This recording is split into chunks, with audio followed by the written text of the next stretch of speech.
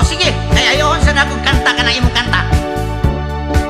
Ladies and gentlemen, this is an inverted story of Magellan and Lapu-Lapu long time ago. On March 16, 1521, when Magellan was discovered by Philippines, they were sailing day and night across the big island until they saw Istmo Limasawa Ocean. Magellan landed in